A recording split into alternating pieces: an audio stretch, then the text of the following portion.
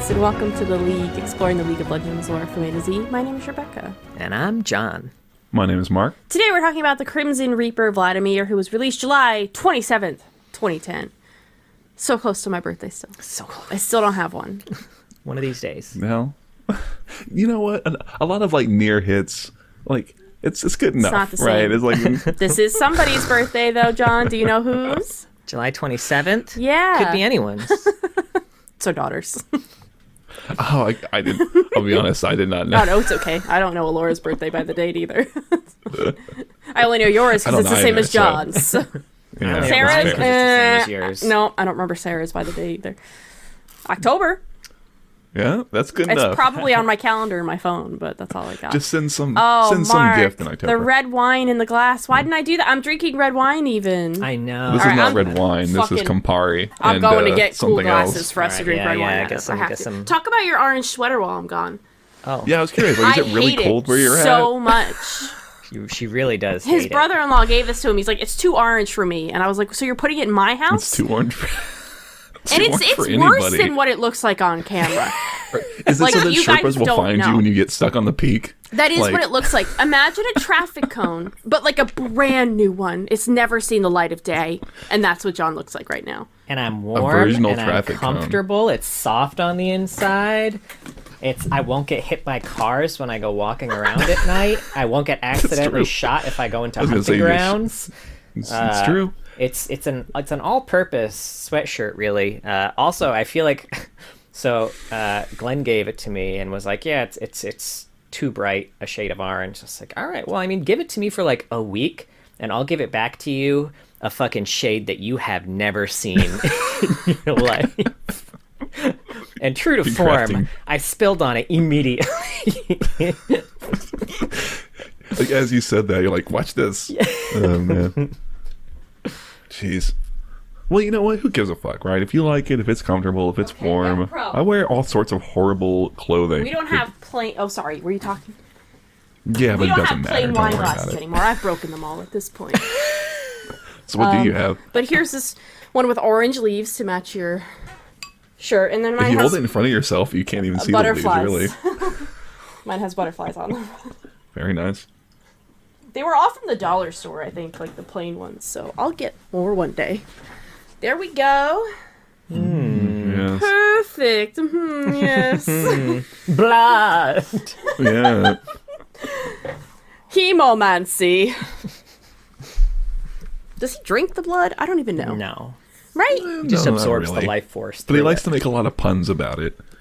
Yeah, it's like throughout his body. He's like, he thirsted for this. And I'm like, I don't think he's thirsting at all. No, he gets thirsty. I mean, he still drinks water. I don't That's know. fair. Or does I he? guess. Who knows? Oh. I mean, does he have to? Who knows? We Maybe he don't. does it for fun. They leave that out in his bio. They leave a lot out. Thank Anyway. What does he sound like? I really hadn't listened to him ever. I've only played him a few times, and I never really heard his voice.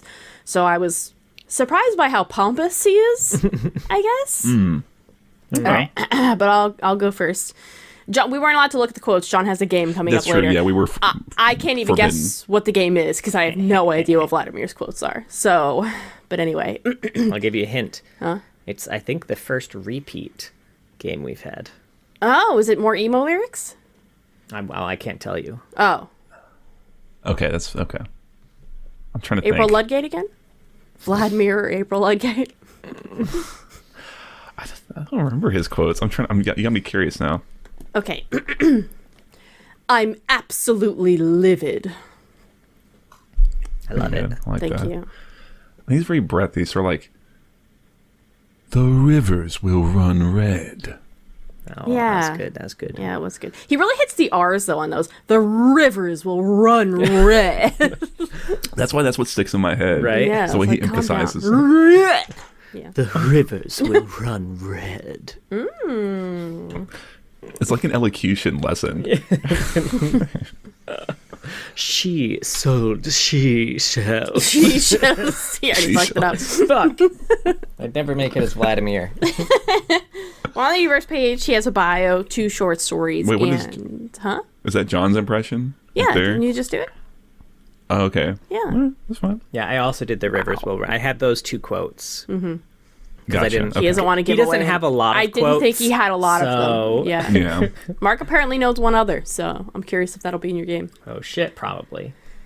I'll give it to myself.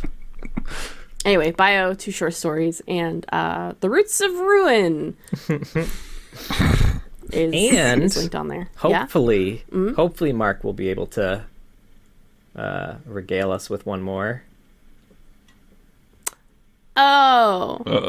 He He's got he has a Realms of Runeterra story, but we couldn't read it. 'Cause we don't have the book. Yes. Okay, my bad. Yeah, I forgot about it. I forgot about it because it's well, we can talk about it when we get to it. Okay. Yeah, my bad. Sorry. I you really spooked me for a second there. I know you really Right there. scared. It's like okay, no worries. We're also just coming off on the news, by the way, about the MMO. Did you hear anything? Did you hear all of that, Mark? Yeah, I read the statement. Yeah, it'll be. It doesn't really surprise me, to be honest with you. It doesn't. It surprises me that they brought someone from EA in to do something revolutionary in the space of MMOs. Well, Also, maybe. what also surprised me was the statement that, like, you know, we know our players. We know that they don't just want an MMO, you know, with a coat of Runeterra paint slapped over it. And I was like, no, that's exactly what I fucking want. Yeah, it's fine. To the T, that's what I wanted. Thank you very much. I wanted WoW, but in Runeterra.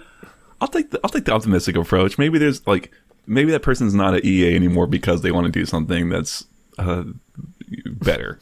Right, revolutionary. I'll take that approach. There's a reason they're not an active EA. The problem is now we need to think of a few more years of content before this game comes out. I think they were also the executive director on Andromeda.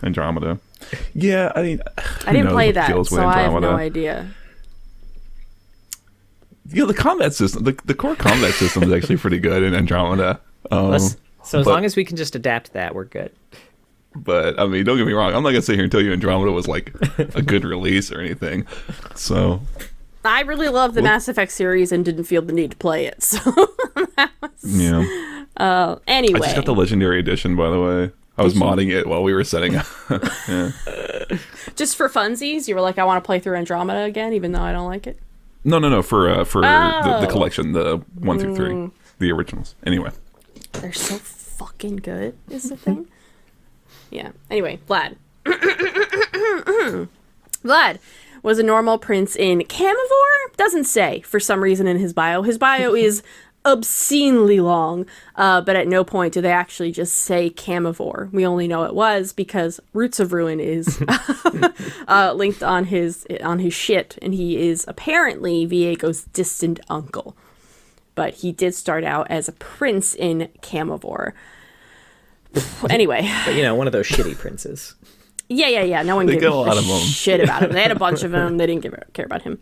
Anyway, his bio begins with him, like, being very old and all kinds of legends where he's shown up and things he's done. And Vladimir's body is immortal, but he's apparently got, like, an old man brain because he can't remember his life either. Or is it Vladimir less?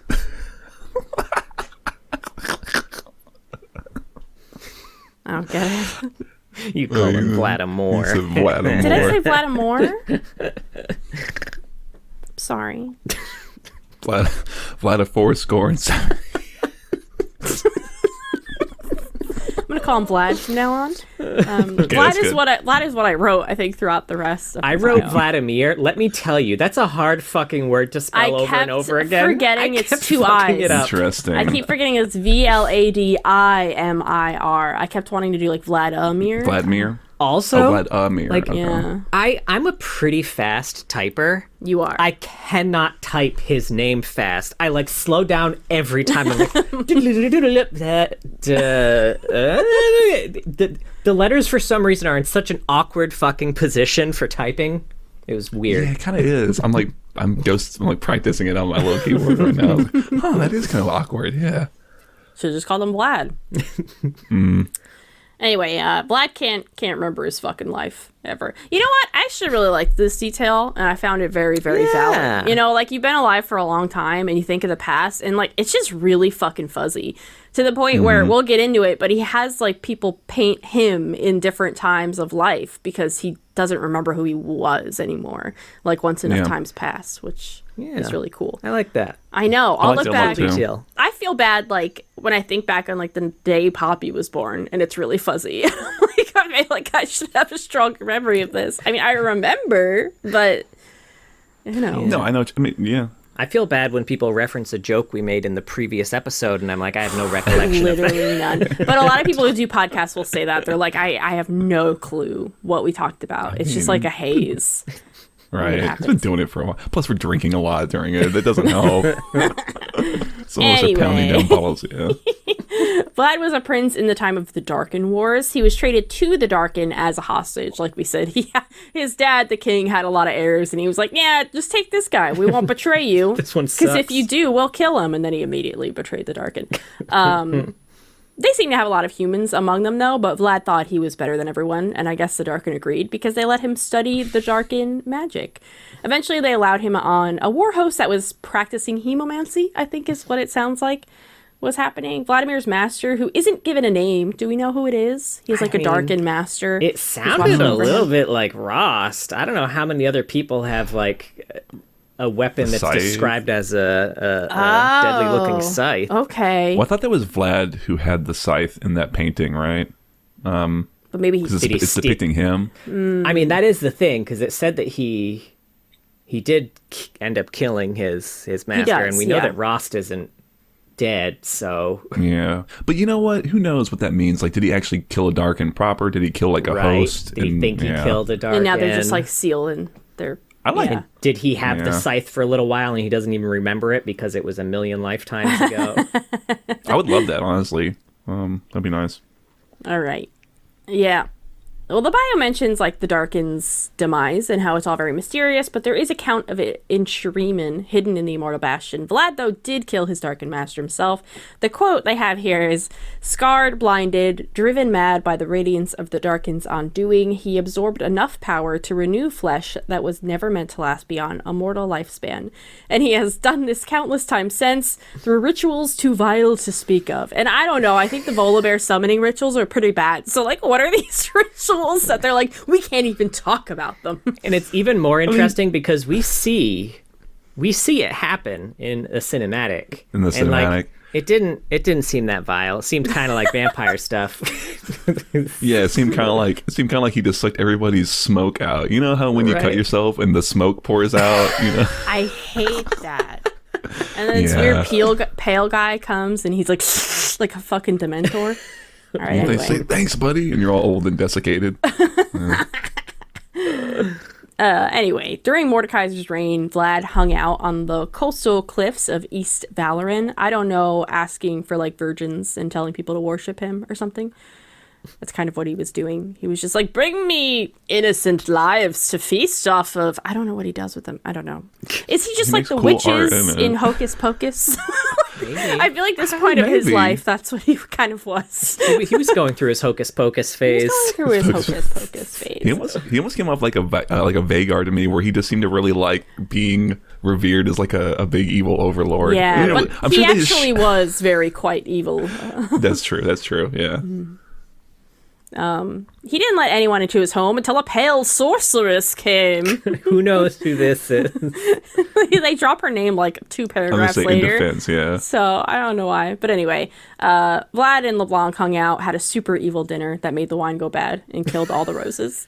That's what they say happened. It's true. And that's how they came up with the name Black Rose, I guess. They partnered up for a while, getting other powerful people to join them so they could control the politics of Noxus. Exciting stuff. It was all very boring to Vlad, too. I guess he was used to eating like young people and just being really evil outright. But he does like occasionally join Noxian courts and then leave again and then like come back when no one's remembered him, like when enough time has passed. His age and all of his dark evil powers were never discovered. Hemomancy did become like a thing in the army though, and they created something called the Crimson Circle, which sounds like a period support group that I could really use. But it is a cult, yet another champion with a cult that worships them. The Crimson Circle. Present day-ish, Vlad has returned to Noxus after Swain came to power. He's disguised as a benevolent socialite who just kind of like talks shit about the Triferics Council. He's just like hosting parties and being like, those fucking idiots. Have I got some blood tea to spill? Right? Well, Blanc isn't really happy about this, thinks that Vlad has come back too soon, and maybe Swain is catching on to Vlad's disguise a little bit. And that's kind of where we leave him. We know that Vlad likes to work alone. He's just kind of like, he likes to fuck up the political situation when it's changed, I guess, in Noxus, and that's what he's doing. Mm-hmm. Yeah. I don't know. We also know from the cinematic, Swain definitely is on Swain to him. definitely, yeah. I would assume so. Yeah, that's fine. That's within the realm of Swain's power, I suppose. With a demon. Yeah, there's like a demon there. Yeah. Yeah. I mean, I kind of like, they don't really play with it in the stories, I feel like, but I do like the idea of Vlad being, like, you can't rein him in, and he almost, like, kind of, like, flirts with the idea of, like, what if I just told everyone I'm a vampire? Whatever, they're all gonna die anyway. Literally, right? He watched Iron Man, and the end of it, when Tony Stark was like, I am Iron Man, he's like, oh, fuck, maybe I should just do that. I am Ooh, Vladimir. Blanc's gonna hate Yeah, it. we know. Wait, shit. He's got to do it with his socialite disguise or whatever. It's confusing, because we did hit a story where people seem to know Vladimir and who he is. But then he also seems to have some kind of disguise? I don't know. Am I an idiot? I assumed he didn't have a disguise. He just never needed to change his name because he was Vladimir until people didn't remember he was Vladimir anymore. And then he would come back and he's Vladimir again. He never came. Like, don't people write these things down? There's no written records. See, that's the thing about Runeterra. No one writes anything down except in the Freljord, and then fucking Lysandra will find you. Sure. Funny enough, she's pulling the same con, or I guess that's might be more old lore shit that she did. She doesn't do that currently. She did the same shit. That ain't me, dog. Right. I don't know why I assumed he was changing his name and stuff like that. But I mean, because that's what you would do if you were trying to like hide that you were a weird immortal I guess that's hemomancer or true. whatever. But we do live in But he the doesn't age give a of fuck. technology. He is very That's much. true. He reminds me a lot of the vampires in what we do in the shadow, like so much. Like they also aren't really disguising what they do. He's very Nandor when somebody questions Very his- Nandor. I get a Nandor vibe for sure. Now, I mean, this was go ahead. this was the first one we've had in a while. So the quote here: Vladimir is among the oldest enigmas of Noxus. Yeah. He was present at the dawn of the Empire. Another almost first breath of creation here. Yeah, this is the Sure. dawn of creation, baby. I like it. Well, I mean, I guess like it is fun, but I do like that of all the champions who are like, oh, they're between 8,900 and whatever years old, whatever. It's like we said earlier, they at least kind of play a little bit more with it, with him not being able to actually remember that far back. Yeah. He's kind of still got a mortal mind. That's neat. That's a neat detail. Yeah, I think I liked none also- of it bothers me. Oh, go ahead. Sorry. Yeah, no, it's fine because you mentioned like it could be like some say this, some say that, but they're good in this one about like some legend says this, and it's pretty clear like this is what actually happened. There's They not a do lot of have conflicting that, yeah. information. Yeah, it's just a little flavor, I guess, for telling you the what, right? Yeah, It's there was a point preferable. where it's like Vladimir's the only one who knows that he actually did kill the Darkened Master, but we also get to know that, which is nice. Mm-hmm. Yeah, and it's like, They're not like, only Vladimir knows what went down that day, and we never will either. Although I will say that is a little bit weird. Like, I have questions about that. Like, Sure. did they mean that the warband all attacked, but Vlad's the one who like last hit the Darkin, or did Vlad 1v1 a Darkin? it's a good question. Who can say? Those are very right? different. And It if he was the sounds one who like- struck the killing blow, and then there was such chaotic magics that he was blinded, it seems like some other people might know that he did it. But yeah, but I feel mean, like the story's kind of implying the latter, though. It's kind of implying that he 1v1'd a little bit. I was thinking, because it kind of mentioned first that how the Darken fell is a little bit shaky, so I feel like, they were fighting amongst themselves, and then there were people who were also taking down the Darken, right? I feel like in the midst of that chaos, Vladimir was able to kill his master, kind of thing. That's just kind of how I took it, and like, maybe he didn't necessarily 1v1 him, but maybe his master had been previously in a battle, was, fighting amongst the other Darken. He had 1 hit point. Vlad was able to get in there and just kind of fuck him up. Auto attack him I once. think that tracks, right? Yeah. I think that tracks, right? He's in a weakened state. He had given Vlad some measure of power, maybe gave him a little too much, true. That's true, yeah.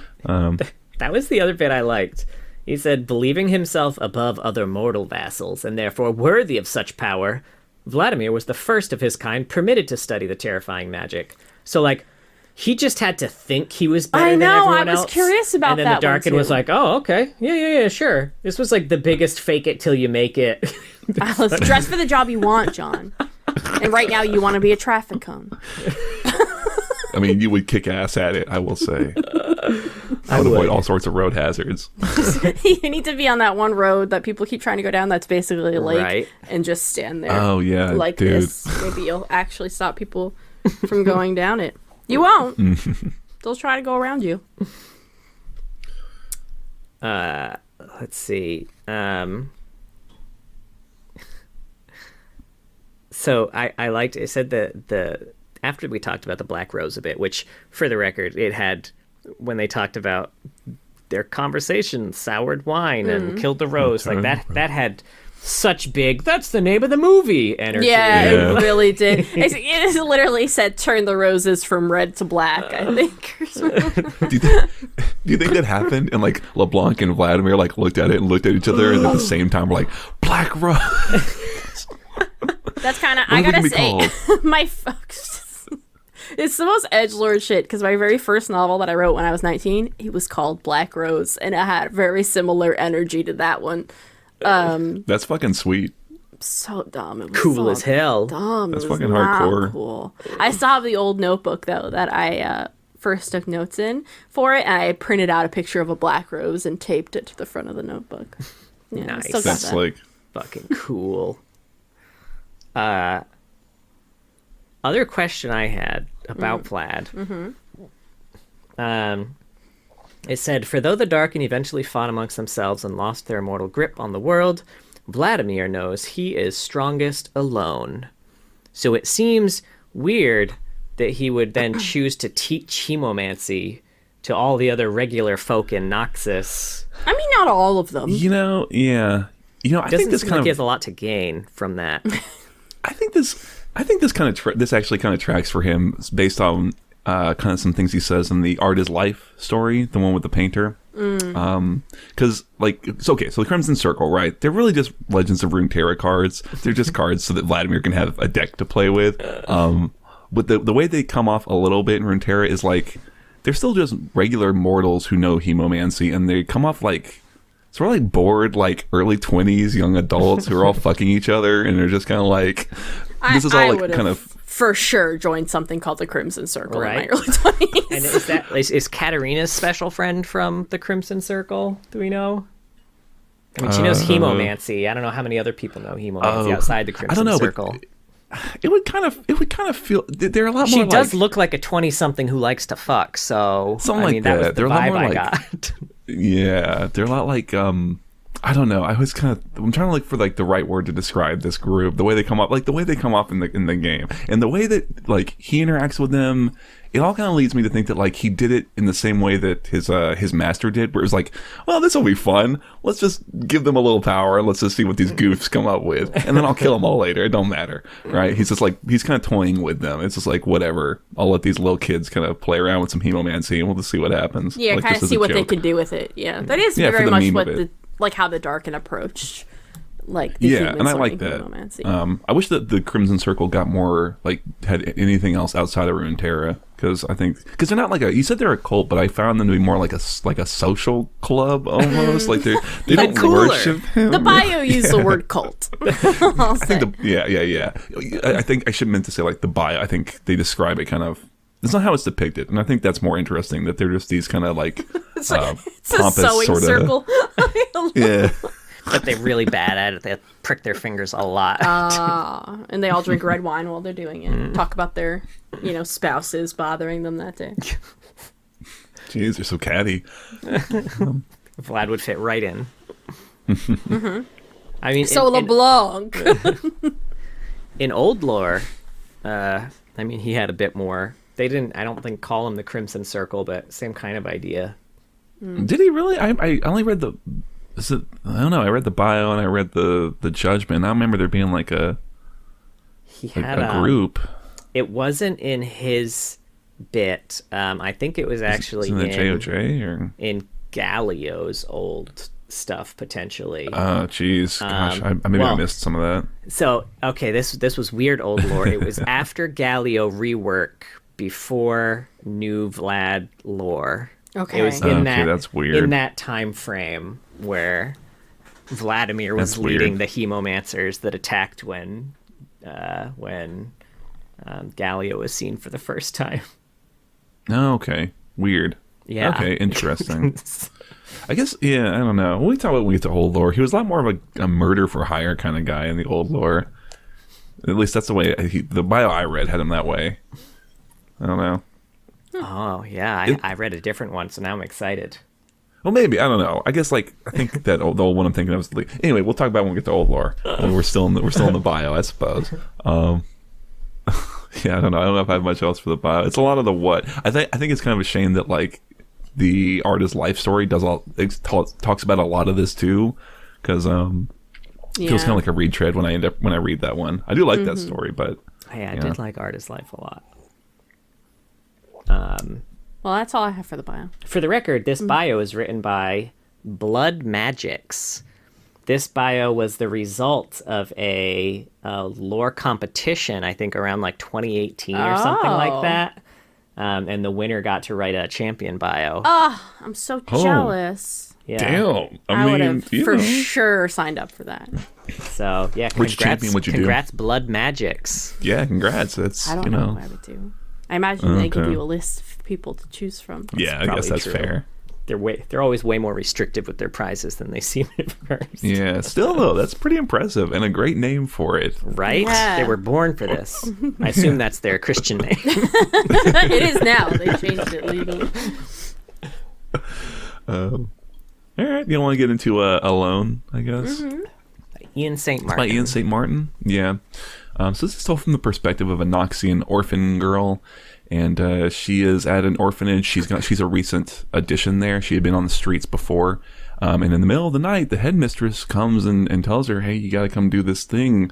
A patron is coming to, I don't know, he needs y'all for something," and she doesn't want to get kicked out, so she comes along with it. And there's her and a couple other orphans, like a couple of brothers and a trio who are all kind of together, and Vladimir shows up and he's sort of going along the row of orphans, and he's like, not these, this one, our perspective character. I want and some the with red headmistress- curly hair.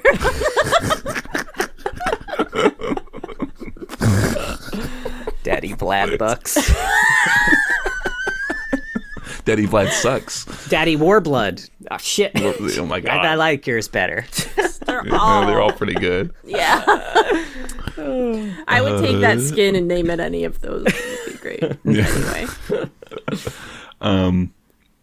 Fuck, I completely left. Oh, okay. So she gets led to a room. She gets led to a room with one door and a chair and nothing else in it.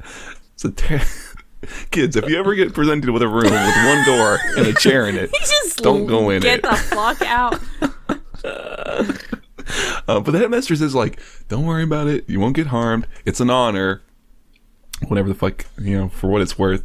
And our little alone orphan goes in and she hears Vladimir talking, but she can't see him. And then he kind of coalesces out of the shadow and he's asking her to tell him about her backstory, essentially. Like, do you have anyone happen? And she explains that her dad had died in the war, their mother went missing, and her, I think her little sister or little brother, I don't remember, got sick and had died. And so she was alone, like fully alone.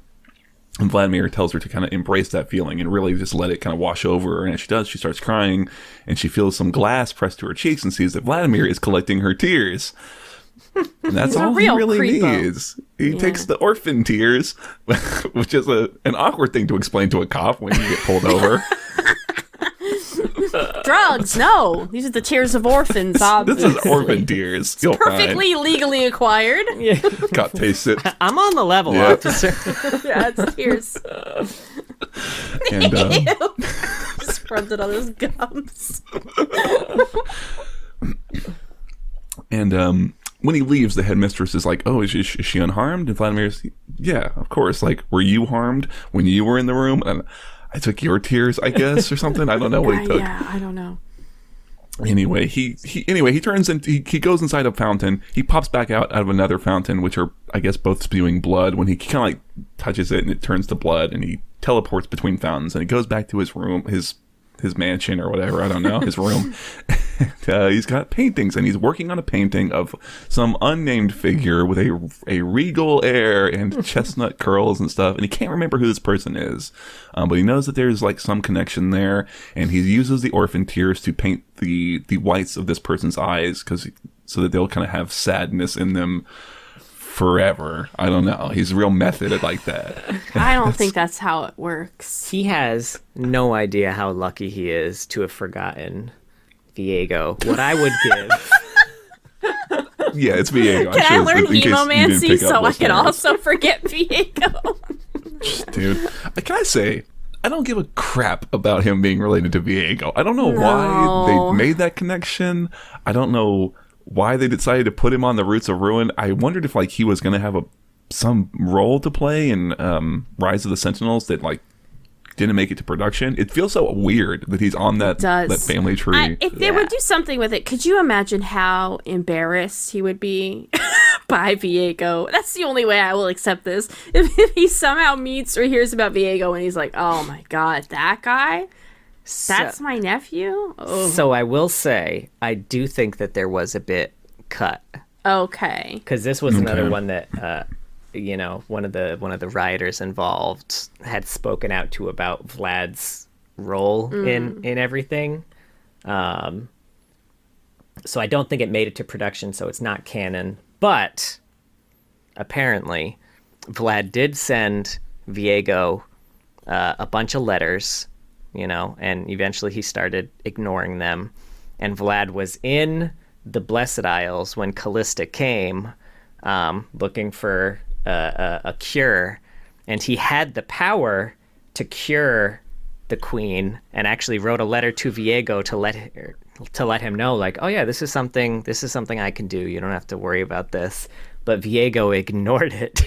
Oh. And so when he started coming, Vlad was like, "Ooh, I got a bad feeling about this," and fucking pieced out of the Blessed Isles. But why wouldn't he just wait for him and be like, "Oh, hi, you didn't answer my letter. I can heal the lady." Because he had a bad feeling, honey. Okay, you don't I'm live sorry. that I long don't know. ignoring bad feelings. I feel like it doesn't add anything. I don't give a crap. I'll still say it. I don't give a shit. I don't care. Vlad has so many setups. Like, I don't care about this one, I'll say. Yeah. Anyway, for this story, it's fine. It is weird that he goes and takes orphan tears. I guess it's good they didn't kill the orphan, because that's what it feels like is going to happen. So it's like, I don't know. I do like he's like rambling about life and whatnot, and as he's like, sealing up her tears, and she's like, "Does it get any better?" And he's like, "For you, no." It's just gonna be ass for you, kid. Sorry. Yeah. Also, this is like a kind of a cool power of his that I feel like we never see again. The teleporting. Yeah, because like he not only does it through the fountains, but he does it to the room too. Because she said it's got one door, and she was staring at the door, waiting for it to open. And then he was just behind her. I feel like she would have noticed a pool of blood sliding under the door. There must have been like a puddle back there or something. Right. I Or was she in like all snuck in real intentional. quick and he was just hiding in the shadow giggling, was just imagining. waiting. He's behind the door, right? Like that gag. I don't know. Just waiting. Did somebody say wonder?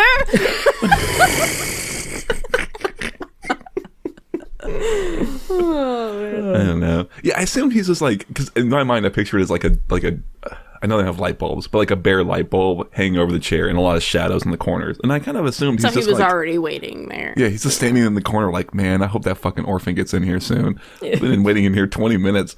Jesus Christ. It's also, I think the other possibility is, there is like a bowl of water or something in that room specifically so he can then be like, just come from his house and teleport there or something. I don't know. Well, see, the thing with the fountains is I assume they're all connected through some sort of like aqueduct system. Oh, pipe that makes system, more right? sense. Yeah. He kind of like, right? I don't know. He kind of Santa Clauses his way So between them. You know what I mean?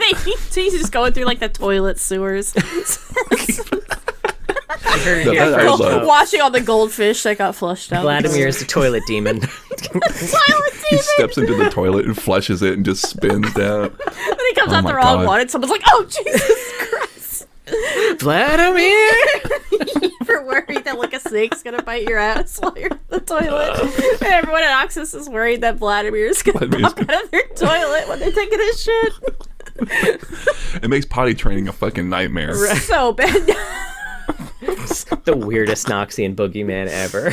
Oh my God. Vladimir doesn't go through the toilets, I told you. Anyway, Okay. I do love the description of his house too, which we'll get more into in the next story. But it also feels like Edward Scissorhands' castle to me, like so much. Yeah. Oh yeah, especially in the other story because you get a really good Yeah. description of it there. Which I guess we'll go to because I mean there wasn't Sure. a ton in this. Yeah, one. not a lot in this one. Art is Life was by Graham McNeil, so like Bit longer. is a bit longer. Yeah, it's no big deal. This one's told from the perspective of I guess like I don't want to say amateur, like an aspiring painter, we'll say, like starving artist, right? Yes. She lives in an apartment with like 6 other artists, and they all like Mark, you they're froze. living in like West LA, right? Like they're all just like froze in a trying happy to. You do look happy. Oh no, my I internet's bet broken. he's on the other end. I'm going to hear this, and he's going to be going, Don't worry about it. We'll get there. We'll get there. Let's I've remember This is a him good like story, this. so you can hang always out and remember wait. you, Mark. I'm sure they're Happy. talking. We're talking over each other. I not- bet. Oh, There now we go. he's happy still. Yeah, there he Hey. is. Who could be upset when talking about a fun League of Legends story? But yeah, starving artists. They're sharing a flat, and our main character, whose name I don't remember, has been commissioned by a well-to-do noble. Mora. for the Mora, record. yeah, Mora. that's the name. Yeah, by one Vladimir, no last name, has commissioned her to come. He's like Prince, right? He is Prince. Come do some. This- Shit. but he wants a portrait done. And it's just like, oh, that's kind of weird. We're gonna do it at night. Okay, I guess whatever. They're weird. Nobles are weird. And she makes her way to the. She has a very specific set of instructions to make her way to the vampire castle or whatever. And she gets there, and she kind of sees that it's like a weird mishmash of like architectural styles that have kind of come and gone through Noxus over the eons, right? But at the core of it is this tower that's like this very rudimentary sort of thing. And she's going about the grounds, and they've got these beautiful crimson butterflies and these beautiful, red flowers that are so pretty that she can't help but pluck one. And the only light that's emanating from the whole fucking mansion is this weird red light from the top of this tower, right? Not that weird. Can you imagine real quick exploring this in the MMO? It was so visual. I'm like, could you go to Vladimir's castle Right, in the I would love MMO? that I want to shit. go here so bad. Sorry, go That'd be ahead. fun. Be a fun instance. It's fun. I would love a whole haunted house situation, which is kind of what happens here ultimately. This is Haunted Mansion. And you're like, the am League I of Legends story. am I in Vlad's castle or Elise's weird house? There's less holes in the Yes. ceiling, so it's probably Vlad. That's true. She gets in, And it's a dusty old place that's all like there's no signs of life anywhere, but she does hear like Vladimir starts speaking to her. Bless you. And she sees this portrait of it's of Vladimir, but he's decked out in this old ass armor, and he's got a cool scythe, and he is kind of leading this army of weird monsters that she's like thankful that she can't see the details of them because they're so horrific. And Vladimir just starts sort of spilling his guts. He's just great. like, so, Darkin, right? Darkin gave you these powers. I love it. He has this conversation with some random person like every 100 years or something like that. He just needs this little therapy sesh. He's got to get it out, right? It's Yeah. like, I got to tell somebody. I also love how he's just this faceless voice for like 20 minutes before she actually meets him. He's just like on an intercom. Is this thing on? But yeah, he really is just like explaining, I had this master and he gave me some of his power, and I think, he did it just because he wanted to see, he thought it was fun. It was like teaching a monkey tricks, right? Just a fun thing to do. And it's creepy, but she can't help but be sort of enthralled by the whole thing. And she's going through his house, and she comes out in this hallway, and it's full of the same butterflies that she had seen in the gardens, but they're all pinned up on the walls. It's like, again, it's like a big old haunted house. Like she gets in there and it's like, it's just this long ass hallway full of them. And she's like, this is so creepy. And he's explaining like, the butterflies outside don't exist anywhere else. I cultivated them and they exist because I choose who lives and who dies. And she touches one and it crumbles to dust, and they all start crumbling, and she gets freaked out by this butterfly dust storm, and she kind of runs out of the hallway. It had like big Return to Oz energy. Oh, I've not seen that. That Not hallway seen of it. heads. Oh, God, y'all should fucking watch Return I think to we would Oz. like that movie, Mark. This was what John grew up with. He was like, Wizard of Oz, no. His family gave him the creepy horror version, Return to Oz. I would check it out. If y'all haven't seen Return to Oz, it starts out with Dorothy getting, shock therapy because she was talking all that shit about, I went to Oz! So she was in an asylum just getting fucking electrocuted. Jeez. Sounds fun. American McGee, yeah. It could be, I think it could be fun. I'm Right? interested. It's pretty good. Yeah. But she comes up, she ends up at the base of the tower, right? And she sees these other portraits that are of Vlad, but he looks very different across them. One, he's this old, withered old man, and another one, he's, youthful and exuberant, and all these just different points in his life, right? And he kind of shows up and is like, here's the deal. I've lived such a long life. It's like we'd said, I have someone come in, for a time I had people capturing every moment of my life, but I realize now, like, I only want this portrait done when a momentous change is about to precipitate in Runeterra. And she's like, well, what's that going to be? He's like, I don't know. There's a lot of them. Right? I've got a feeling, Just and trust feeling. me, my feelings have been pretty spot on so far. You could get a portrait done any day of the week, and it would be like, Right, there's probably it's some shit about to happen. Right? And he's like, and I chose you because, so in the start of the story, you had seen some of her artist buddies, and he's like, I chose you not because you're the most technically proficient. Your friend Jimmy is really good at perspective, and Tommy is like really These good are at color, not better names. than This is smart. absolutely the names. Tina is great at whatever. Some other thing that artists do. And your friend George, we both know he's not going anywhere, right? Oh my God, Right, we yeah, can that was- have that about one of them.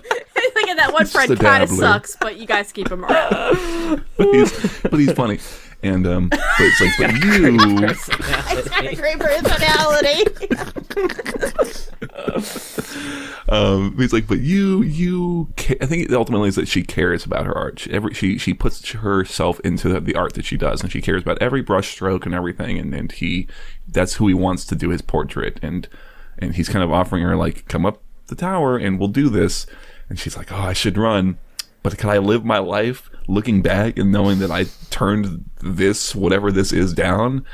So she acquiesces, and up they go into the tower. I assume he's gonna eat her once she does the portrait. I don't know, because he does tell her everything. But I also could see Vlad, like, being okay spilling all of his secrets to one person and Yeah. letting them go and be like, who the fuck's gonna believe her? especially You know, a like, starving artist. That's true. yeah, like she's not gonna tell anybody. So yeah, that's really left up in the air whether or not she makes it out of the castle. But I think it could go either way, and they would both make sense. Yeah, Yeah. I like this a lot. Yeah. So, right at the beginning, one thing I found interesting, it said when she was walking through the courtyard, like, the buildings to either side were well built with stone blocks that spoke of an experienced hand, perhaps that of a war mason. We've heard a lot about war masons so far, and up until this point, they've always just been spies. It did not occur to me until this moment that, like, they're probably actual masons who are chosen as spies because they're really good at, like, drawing blueprints. Well, you know, makes sense. It's in the name. Let's go. I also liked, it said, she chewed her bottom lip as she considered what she was about to do, then reached out to pluck a number of petals from the nearest plant. This was, like, the really pretty plant she saw. And I immediately fucking thought of, like, Willy Wonka. Just like, you fucking failed. That's you stole the fizzy lifting exactly drinks. what I thought, John. I was like, oh my god, that's going to be her demise. But Vlad brings it up. He knows that she killed the plant, and he doesn't care at all. Yeah, he's pretty cool Yeah. with it. He says night blooms, which was the plant that she killed, were once native to an island chain in the east. A blessed place of rare beauty and enlightenment. I dwelled there for a time until it was destroyed, as all mortal endeavors ultimately must be. I took some seeds from a grove once tended by a temperamental nature spirit and brought them back to Valoran, where I was able to entice them to grow with a combination of blood and tears. Which is a nice little nod to not just the Blessed Isles, but a nice little nod to Maokai, and Yeah. a nice little nod to if I remember correctly, I think it was a night bloom that he was protecting in his own short story. Oh, you're right. It absolutely was, yeah. I forgot Yeah. about that. Man, she just killed the last one, huh? Right. What a bitch. She didn't know. Maybe there's a this. few more. I don't know. That's yeah. true. I think Maokai she was just protecting that one. night bloom. Maybe. Yeah, that one's still there, Yeah, but- probably. Maybe it Well, they- died when the one that she killed died. Could you imagine? I thought they only, like, from what I remember from the Maokai story, they're like, it's like a one-time thing. They bloom once at night, and then that's kind of Oh, that makes sense. Yeah. it. Yeah, I don't know. Yeah, I don't know. I like some of the stuff, or kind of even before she gets to the castle, where it's kind of describing just what it feels like kind of walking around Noxus at night, and it's like you really shouldn't be going out at night. Yeah. Or how Yeah. like the fact that he has a garden is sort of like, wow, it's like LA. Space is at a massive premium, so the fact that he has the space for that is like a real sign of like wealth and power almost. Yeah, It's like kind a of neat. garden, a fountain. There's so much room here. I There's loved the nobody on fountain too. streets. It was Mordekaiser, but he's headless, and the water's coming out of where his head was. Right? Was that the fountain? Yeah. Really cool. Yeah. And she's looking at it for a while, and she realizes like who it's supposed to be. Which I also like that Mordekaiser's like still a legend that people know. Like they know who he is. Much later, Yeah. and it freaks her out. She's like, "Oh fuck! There's a fountain of Mordekaiser here." Like you imagine, there's not a lot of like statues and shit representing him. Right. Yeah, that was cool. yeah, This is definitely. a great look into Vladimir, and like he's such a different and unique character that's like in Runeterra, but I feel like they managed to make him fit in a way, like creating this very kind of dramatic vampire type creature in a way that is realistic to Runeterra. Couldn't have been easy. Yeah. I like Sure. what they did with this. Yeah. Yeah, I'm very into gothic vampire-y stuff though, so Vlad's just gonna be my vibe. sure. I kind of wish, this is not really related to his lore, I kind of wish his in-game stuff hit on the vampire fantasy more, because I feel like Yeah. some of his abilities feel really weird to me. That's whatever. That's a personal preference thing. The skins I, do though. Right. That's certainly true, Yeah, they're right? great. Yeah. Now, one thing I liked about when he was spilling his guts to her, he does address one of the issues I had with his bio. Oh? Actually, maybe more than a few, but when he was talking about why he was taught hemomancy, he said, I used to think it was because he saw a spark of greatness within me, or the potential to be something more than a mere mortal. But more than likely, he just thought it would be amusing to teach one of his mortal pets some tricks, as the mountebank teaches a monkey to dance around his stall to attract the gullible. And, like, that seems way more on brand for... Like, Vladimir asked and insisted and that he was going to be great at it. And the guy's like, yeah, this is going to be great. This will be really funny. And Vladimir's just the first one to ask, like, can I study your magic or something? Right. Sure, yeah. He got punked. Wow, my internet is complete crap. Anyway. That's sorry. right. You're looking great anyway. You look great. Yeah. Awesome. I do find it interesting. So it does seem that, like, in this story in particular, too, I feel like they lean into a lot of kind of the vampire tropes. Despite, like, elsewhere in Vlad lore, they kind of, like, push away from it. Like, they kind of make it clear, like, no, he's not drinking the blood. He's not a vampire. He's a hemomancer. Like, he doesn't live forever just because he's a vampire. Like, no, there's a dark ritual he has to do. So it's weird that they lean so hard into those stereotypes in this story in particular. Yeah, I don't know. I think sometimes I don't know what the deal. Like, I don't know if it's that they think like, oh, hemomancer is like a nice twist to set him apart from just a standard vampire, or if it's like, you know, especially with anything more recent, there's a lot of international like release like content concerns, right? It's like the cinematic, right? Where it's like, hey guys, we can't have him sucking blood. What else can he do? But he's been a hemomancer from the beginning. I think even in his old lore, he was not like a proper vampire. So I think it's just more like blood bending is cool enough, and it kind of, you get the vampire shtick while still feeling a little more original, I guess. But That's true. I don't think we mentioned it, but when she picked a few petals off of the night bloom, for the record, the night bloom immediately died. And I did find it funny that when she went into like the butterfly hallway too, it was just an entire hallway of beautiful butterflies. And like she touched one and then they all disintegrated. Why did they all die? I was very confused by that. I mean, they were all dead, but already they were just Yeah. pinned up. But she touched one and it turned to dust, and then all of them turned to dust. Yeah, I don't know why that happened, but I am curious. Because it's fucking spooky. Spooky. I am curious how many, because he gets a painting probably every now and then. How many of his other painters have destroyed so much of his fucking shit in the first 5 minutes being there? I had that question, like, does he set it up? Like I said, is it like a haunted house where it's like, okay, you guys set up the butterfly room, go peel the eyeballs or grapes or whatever, right? This is what they're here for. It's what they pay for. The Haunted Mansion. Close your eyes and put your hand in this bowl of spaghetti real quick. Ooh, it's brains. Whoa, Yeah. what could that be? So I do like that. I think with Vlad, because he's so dramatic and serious, I had this image in my head of him doing, this is also what we do in the shadows, like just mundane tasks, and it was very funny to me, right? Vladimir having to go interview for a job is, I think that's a lot of fun. So. I do like, in this telling of the story, how Vlad is like kind of like a Nivea.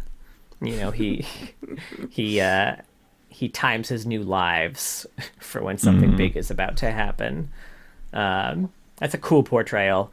I am a little confused on the timeline about him being Prince of Camivore, because it also said that he led the armies that sacked Camivore and killed the royal line. So at what point did a new royal lineage of Camivore like begin, that he's still part of the family? Yeah, this also question. isn't. And now with the release of Smolder, like adding Vlad to this doesn't really make like a ton of sense. Yeah. Maybe the dragons secreted away some of the royal family and, allowed the line to continue once the Darken fell. I mean, you could probably finagle it that way. Or you could just get rid of the whole connection entirely. He could just be a prince from some kingdom. That would be, I mean, it feels more anywhere. reasonable to... Yeah, anywhere, right? Some forgotten kingdom that's since faded to dust. And that's kind of appropriate for him, right? Is that his connections are all by the wayside, right? It shouldn't be something that still kind of exists in some weird way or something like that, Yeah. I don't know. That's a good question. Let's see. So I have a bit of the old lore here, just because kind of it wasn't. It was kind of worth mentioning. The battle that I mentioned before that Vladimir kind of led the charge on was the Battle of the Green Fangs, where an order of Noxian war mages led by Vladimir, known as the Arcane Fist at the time, not the Crimson Circle in the old lore, bombarded Demacian troops for 13 days until Gallio appeared and just fucking decimated them. Are we gonna throw blood at Gallio? I'll suck his blood. Oh, fuck! Yeah, and I think it's referenced in the little Gallio cameo in this, right? One of the portraits is of him all beaten up and bloodied in front of a giant ivory statue, right? So they've had some interaction at some point, I guess. And Gallio would remember him. That would be... I don't know. I don't know if I'm that interested in the connection between those two, but... You probably remember him more than he remembers himself at that point. Mm-hmm. Yeah, it'd be funny. It's like, oh, you used to have this really thick accent, like, right? What happened to your nose ring, buddy? That I like. Yeah. Cringe teenage Vladimir. I kind of like this a little bit. It's like going back and meeting all your hometown friends. They're like, oh, hey V man. Right. Like, put on some weight, huh? Going with the white hair instead of black. All right.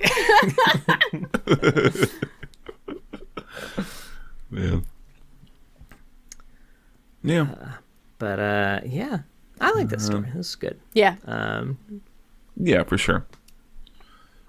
And do you want to do the other one? Yeah, Daring Darling, I think it was called. Yeah. We went over this a bit with Callista. Because she also shows up in it. So the setup is that there is this there's this little inn that's kind of just off the shores of the Shadow Isles, and the big draw of it, aside from being kind of like one of the few places you can get some like a hot meal, is also that there is a vault down at the bottom of it where the woman who runs it, Fayette, I think is her name, you can store shit down there, right? It's like a big anti-magic sort of vault. People who are exploring on the Isles can get their treasures and bring them back here for safekeeping, and that's kind of her whole that's the service she provides. So there's a bunch of people there from all walks of life. A Noxian, an Ionian priestess, Demacian, Noxians. They're all there. And they're all kind of like chilling out. Everyone's kind of talking about their progress, trying to find shit on the Shadow Isles when a harrowing shows up. But before they can all leave, they got to do this toast that they all have to do. It seems like a waste of fucking time in my opinion, but it's okay. They got to do this toast, and they got to get everyone down there. And the last person to show up is this Noxian noble who's been kind of there, and he's sort of pompous and erudite, and his name is Vladimir. And as they're getting ready to do this toast, the lights go out, a scuffle happens, someone's killed, and then they try to kind of like, okay, let's get the fuck out of here, and they go to their boats, their escape boats, and they're all being held down by these magical like blood chains, right? Who could be doing this shit, I wonder? These magical blood chains. So then it's like everyone's kind of stuck on the island. Harrowing's coming, and so everyone starts kind of getting all like paranoid. So someone runs up and hides himself in their room. Other people are accusing each other, and shit just kind of goes wild. Vladimir ends up sort of helping Fayette with trying to like solve the problem. He is kind of the whole time trying to be like, we should go open that vault. It'd probably be very helpful if we could go help get all those magical artifacts, but that's the thing, the service she offers. If she takes all the shit out, she's not trustworthy, she doesn't want to do it. But they do have to fight spirits. They fight some of the other people there. While they're doing it, Vladimir kills one of the people in like a fight, and she doesn't see it, but she does kind of note afterwards that like, he killed that guy. He doesn't have a weapon on him. That's kind of weird. And things continue to descend into chaos, and eventually this big wave of blood washes over as part of this crazy shit's happening. And when she kind of is done being washed over with blood, she is suddenly being kind of puppeted, and she can't really control her own movements, and is being kind of slowly forced down to the vault to open it. Tries to fight it off, but is kind of forced to do it, blacks out and kind of wakes up. The vault's open. Various other adventurers have been either killed or killed each other. And eventually it comes out that there's not just one sorcerer doing this, because they're all trying to figure out who's the mage who is keeping the boats locked down. It's two. It's Vladimir and his little, like, Renfield, like, assistant guy. Backer, I think his name is. The V-Bros are at it. And it's great because they show up and they show up like blinged out because they took all the shit out of the vault. So like Vladimir's wearing this cool crown and the Vacker guy's got like, I don't know, like armor or some like rings or some shit. I don't know. They just come down the stairs like, what's up? Yeah, we got all that shit. But one of the adventurers who is like dying names Vladimir as her betrayer and does the little voodoo doll ritual, and Callista shows up, and Callista impales the Vacker guy. The spear goes right through him and seems to just kind of go like, not like through Vlad, but he just sort of like, kind of around it. And he's like, oh, this is great. I've been waiting for centuries for something like this. This is awesome. This is fun. Now, something else they had established very early in this story is this bell. This Ionian priestess has this bell that if you ring it, it makes all the magic go crazy for a second, and then once it stops ringing, it kind of stops everything. So they're like, that'll save our asses, this bell. And they ring the bell. She manages to get off the island on the boat. She leaves Vladimir fighting Callista, and as she's leaving, she hears the bell ring again, and all these spirits start going nuts on the boat. That's, she's getting away on, and then the bell kind of stops and they all kind of, and Vladimir manages to get himself to the boat. He is wounded. Fighting Callista did like mess him up a little bit, and she's like, well, you think I'm gonna let you on my boat? And he's like, don't worry, I'm harmless. Now row us back. Get us the fuck out of here, please. And I guess she does because she's got no other. That's what she's gonna do anyway. I've never hurt anyone in my life. Held my crown. That's really it. This was obviously written I think before they had any connection to he had any like Viego connections. I don't know how like canon it is, because he talks also about like the reason he's done it is for his benefactors and that they're gathering up items to fight their enemies, which is very like Black Rose shit. So I think at the time he was written as being more working with them, whereas now he's just kind of doing his own thing. So right. And it seemed like in this story too, he definitely, like, we mentioned him kind of puppeteering Fayette, but like that's really like an amulet. The only reason he was able to was because he stole like a magical amulet that someone else had, and like when he did the whole wave of blood thing, like put it on her. So he didn't have the ability to actually control her without that, which I think is something that he can technically do now, even though it's not done a whole lot. Also, I was surprised that like it definitely seemed like Callista could take him. He fucking pieced out of that fight. I mean, she's got no blood to be hemomance. No blood, yeah. I assume. It's his one strength. Blood. Yeah, his only thing. Yeah. I did like this. I like this story just in its construction. I really like bottle episode type stories, right? And I really love the idea of like, let's get everyone across the big places in Runeterra. There's no Freljord folk, but that's okay. And stick them all together, and they've all got like different, they don't like each other, or they do like each other. Her friend Gavin, I want to say, is like, he's a mage who had like fled from Demacia. So there's like this whole thing where, they think maybe he's the mage who's doing it, and she's having to kind of deal with him, like realizing that he's lied, but he did it for obvious reasons, and he's not the mage who's got blood chains, obviously. So, but just that setup is a lot of fun. I had the thought before I had like gone and revisited this that I would really love sort of almost like a black comedy thing like this of Vladimir at a noble like feast or ball or whatever in Noxus, and just slowly picking people off one by one. Right. And like LeBlanc's there, and she's trying to get him to freaking stop because he's blowing up her spot or something. Right. That would be funny. Like a complete combination. There's like 3 of her by the end of it trying to deal with him. I was going to say, sounded a lot like a combination of like, and then there were none, and Mask of the Red Death. Okay, yeah. I'm not familiar with the first one.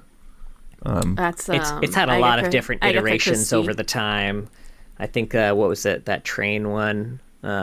It's same main premise. Oh, Murder on the Orient Express. Murder on the Orient Express. Oh, sure. Yeah, If you just saw anything like that, Identity, if you saw that one episode of Boy Meets World. I haven't seen any great of it. Well, I've seen episode. Murder, but yeah, I get what your point. Yeah. Yeah. Well, I yeah, always do. I love when fantasy worlds have like a neutral peace zone where people aren't allowed to fight or have weapons and they have to interact with each other. That's really fun. Yeah. Fantasy worlds should always have that. It always goes wrong, but I love when they have it anyway. Yeah, but I also love when like that's deeply respected. Like you wouldn't. It isn't in this story, but I do like when it is very respected that like you don't, fight or murder in this one spot. You know? Yeah, that's nice. Sure. Yeah, I mean, and it sounds like it held up for a while. It's just like, Vlad just times it get up. tough, right? Yeah, Vlad goofed it up a little bit too. Life comes at you fucking fast. Oh gosh. But yeah. And the name of her place is the Daring Darling. That's what the title comes from, by the way. Is that's the name of the outpost. I love that. That's great. Yeah. But yeah, Right, pretty we neat. got some old lore here, John. I do have some old lore here. You want to talk about some old lore? I do. Sure, yeah. So, I mean, I'll do the bio that I read first, if it's different than the one that you read. So basically, a lot of the stuff is kind of, he was a normal kid who was just really into murder. Like, he had a group of friends that he played with, and he just was like, one day, like, I could probably kill them, so he just went and did it. And then he was on the run because he killed a bunch of kids. Yeah. And then he came across a guy who impaled a bunch of people. Oh my god! Was it that he impaled people? Okay, well, maybe the version I read didn't have it. Yeah, he came across a castle that had just like a bunch of impaled bodies leading up to it, and with like pools of blood underneath. And he met the guy. He was like a monk who practiced hemomancy. An impaling monk, sure. I would say here. Let's see. The trail of bodies led him to a crumbling stone temple. Inside, he found an aging monk who appraised him with eyes of pure crimson. Vladimir surprised the monk by returning the wicked gaze with zeal. Recognizing the boy's sinister craving, the monk taught Vladimir how to manipulate and control the fluid of life, often practicing on passing travelers. When it came time for Vladimir to learn the final lesson, the monk warned that failure would result in death. Vladimir did not fail, but success bore a grisly surprise. During the ritual, every drop of the monk's body was drawn from his body and fused with Vladimir's, imbuing him with his master's magical essence and that of every hemomancer before him. Left alone and suddenly without purpose, Vladimir resolved to return to Noxus, demanding enrollment in the League to prove the supremacy of his craft. When the Noxian High Command observed the gruesome fates which befell the palace guards, they elected to avail themselves of Vladimir's unsavory talents. That last bit is what I meant by the murder for hire thing, and that he just becomes like he just works for the Noxian High Command. They just get him to do like jobs or whatever, I assume. Although he might, in retrospect, it probably just means availed his talents on the fields of justice and the League of Legends or whatever. Yeah. What else? You got Judgment? Right? Yeah, did you wanna go over the Judgment? Yeah, and that bio you said is the one that I read, so I think okay, we're on the same page. Yeah. Interesting. The Judgment, the Judgment's not terribly interesting, I found. It's really just him going back through some of those key moments. He goes into the League of Legends. He goes into the Mind Portal or whatever. He goes back to like seeing Dimitri is the monk who he had absorbed the power of. And he's like, Dimitri, how are you here? And he's like, I'm always with you, Vladimir. Right. But when you struck me down, I came back stronger than ever.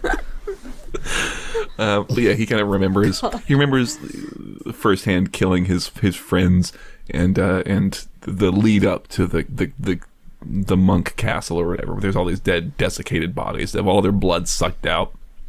Anyway, he kind of goes through these memories, and then they're like, oh, well, why you want to join the League? And he's like, for the glory of Noxus. And they're like, why you want to join the League? And he's like, because I really want to hone my craft. And it's like, why you want to join the League, Vlad? And he's like, because I gotta kill. I gotta do it. Gotta. You're hired. Right. Welcome. Like, all right, you're in. Yeah.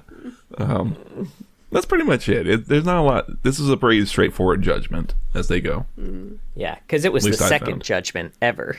Wow. Oh, was it really? Jeez, I didn't Yeah. even look at the order. We probably don't have a I lot guess of judgments left, huh? Probably not. We have a handful, maybe. Maybe but Yorick. Would Yorick have been the time of judgment? York probably would have had one. Warwick, maybe. Would Warwick, or is he too old? God, I'm trying to remember Varys had one, right? So, I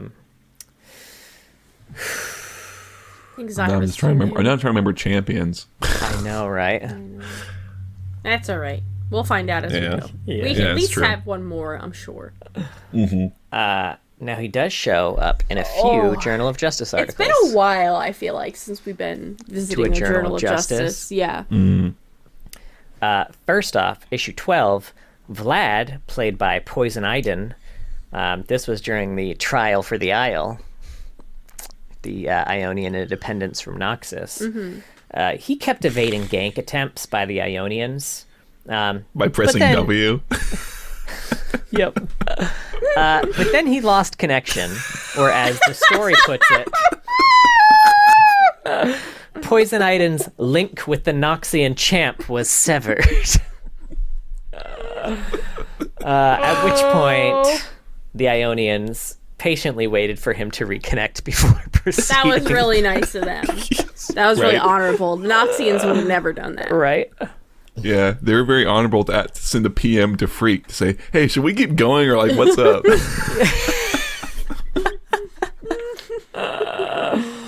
We reacted to this game. I was didn't gonna then they say, did if you want Baron to the see this moment he came back. reaction, we? Yeah. it's on our Patreon. Yep. For the $5 tier now. Please go watch it. It's really It's fucking a funny. great Really, fucking really funny. match. So cringe. So cringe. Yeah. And then issue 17, we have a mailbag of justice. That was beautiful. I have often chosen Vladimir as my champion to do battle on the fields of justice, and I'm filled with a morbid fascination regarding his transfusion. Do individual champions have unique tasting blood? Does the dark blood of the void from, say, Cho'Gath taste different from the chemical-laden blood of Singed? Probably. Which champion would you say is your favorite? And Vladimir responded, the thought of you there, fantasizing about the taste of blood, invigorates me. Oh, he's thirsty indeed. Right? I do not drink it in the conventional sense. I use it, and it fills me. Think of the relationship. Fills all his holes. The way you said that was deeply disturbing. You're welcome. Anyway, it fills him. Think of the relationship a cloud might have with water. However, what makes blood special is not its actual taste, but the flavor of the life force which infuses it. That life force is what I taste when I use my craft. In this way, the blood of Cho'Gath is as different from the blood of Singed as are the two champions themselves. Despite the many flavors, I could not choose a favorite. Variety, like blood, is the spice of life. I don't know if blood. Okay, yeah, that's well said. I don't know if blood's the spice of life. I don't know. It's in all my cooking. That's fair. Doesn't he have a line about that somewhere? Yes. About like, Oh my god. is it like the artist's life or whatever? Oh, I What was does it thinking even- of the blood, sweat, and tears line. Yeah, that's what I'm Oh, thinking yeah. of. So he used a lot of blood and tears, and she was like, "Don't you mean blood, sweat, and tears?" And he was like, "No. Gross. like, Why what would I would use sweat Why have would to I do use with- sweat? Yeah. You nasty." I use blood and tears only. Now, Orphan tears. Orphan tears, Orphan specifically. tears.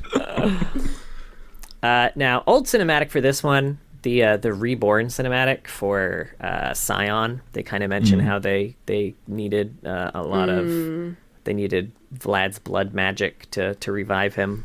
So, this probably isn't canon anymore, but it's old bullshit. Really lingering on the idea that Vlad painted Viego and used orphan tears because his eyes were so sad. That is what else do you think he so used? dumb. Well, him and Hui should hook up, honestly. I was going to say, do you think right? Hui would hear that and just, like, cream his pants? Yes. He's like, you used what for the eyes? I kind of like it, honestly. I would Those never two should think. get Find together me and an be like- orphan. Find me an orphan right now. I mean, he lives in Ionia. Come on. There's It's gotta be. It's raining orphans there. Literally. He'll pick one up, make him cry. Won't take long. Just look at Hui. He's so sad. Now, I do have one. Don't read the screen, honey. Oh, sorry. I didn't actually. I was looking Okay, at the good. cinematics. I do have one cinematic that, questionably canon. It is Wild Rift, so, take it as you will. But we see old Vlad approaching a guarded Noxian building. He's using a cane. He's old man. The guards are like, dude, you can't be here. So he go ahead and he drains the two of them. And then like a whole group of guards are like, wait, what? So they all attack him. And he just hemophages them. You see someone run at somebody and then they suddenly have no blood left inside of them. And you're like, my turn. I got me some of that. Yeah. Yeah, so, I mean, he drains all of the guards and he becomes young again. So there are two important details about this. Actually, three important details. One, his hemoplague kills someone who ran away from the blood pool a few seconds later, which I kind of liked. That was a nice touch. It's kind of like Vlad's actual hemoplague. You, like, run away and you're like, I'm fine, and then it pops. Two, apparently, when Vlad becomes young again, so do his clothes. That's canon now. Oh, that's good. Very important. Maybe it's like Bayonetta and they're made out of blood or something. Ooh, I love it. It's his hair. And finally, at the end of the cinematic, there's a three-eyed raven watching this whole ordeal. So Swain definitely knows what's up. Yeah, cat's out of the bag on that one, I think. He saw that. He's like, I thought I'd seen everything in Runeterra. What the hell? Now, before we get into AUs, I got a little game for y'all. Okay. Okay, I'm excited. It is the triumphant return of, is this a League of Legends champion quote, or is it some dumb shit that John just made up? Oh, this is up your Vlad alley or then, something okay. you made up. Yep. Let's pool our efforts. God, this is so you. Oh, hold on. I'll keep track, because I know you always ask me who. Okay, yeah, we always ask. We know, never keep track. know. Let me get a fucking notebook or some shit on this. Let's All right. pool our efforts. I'm trying to think. Would he say that shit? I'm gonna say that's Vlad. Let's pool. I'll say that's. I'll say that's. God damn, I really feel like that's Vlad. But for fun, we'll say it's John. Let's say it's John. No, if you think it's also Vlad, you should go with your gut. I feel like this is a trick, and it's John. Ooh, I love that. All right. Oh, Are you not gonna tell us who it was? I will. Oh, okay. Yeah, I guess I will. Yeah, that was Vlad. That was Vlad. Okay. Shit. Vlad. Okay, fuck. Oh, positively delicious. Oh, positively delicious. I think this is John. And I will say, I had meant to make these puns throughout the episode, and then I completely forgot about the idea. Because I thought about it 3 days ago, and then it left my brain. Yeah, but I think that's John. You think that one's me? It's positively delicious. I said, positively delicious. Or did Vlad my say, God. positively delicious? No, that's John. All right. And was it you? That one was me. Does this taint the outcome if we start to get a sense of what's John and what's Vlad?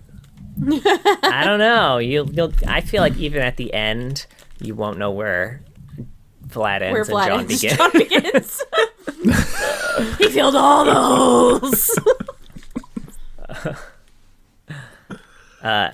You're so draining. I think that's John. Ooh, I was gonna say John, but I'll say Vlad to spice it up. Oh, Okay. That one was me, though I will say the Vlad quote is a draining exercise. Same pun. jeez. Yeah. That'll be my only one that shares the same pun, for the Okay, record. Okay, good to know. The clot thickens. The clot thickens? That's so dumb. I'm gonna say it's you. That's Vlad. I unfortunately know that one. You know that one? Nice. That one is Vlad. Because it's so stupid. I didn't think he was so full of puns. Right? First blood? Don't mind if I do. Oh, fuck. I'll say that's Vlad. I like that, though. If that I think this is John. My reasoning being that Vlad was released in 2010, and they probably didn't have first blood quotes at the time. Ooh, I love that. That was me. Ah, good one. Hun. Okay. Don't run. Let your blood do that. God. I think Vlad. this is also John. Ooh, shit. I'm so bad Yeah, at John. this. I'm locking it in. That one is me. Fuck. Trickling progress. Vlad. I think One of Vlad. them has to be Vlad eventually. That one is Vlad. Okay. We haven't had Vlad in forever. This one's got to be Vlad. Right. Care to make a donation? I'll say that's you. I'm going to go with Vlad. That one is Vlad. Shit. Ooh, well, you shit, definitely man. won this, Mark. I don't even need the points. Well, now it's just for fun. Right. I hope there's no bad blood. Oh my god. That's you, John. I think that's John. That one is me. You were listening to Taylor Swift. Go ahead. Be negative. You'll be just my type. I'll say that's Vlad. That's hard, though. I think that's Vlad. Yeah, I think that's Vlad. That one is Vlad. Nice. See, what I was going to say before that one is that the pattern I'm recognizing is that Vlad's quotes are a lot shorter. But there's something about that one. I don't know. That one was long. That one was a long one. That was the longest one so far.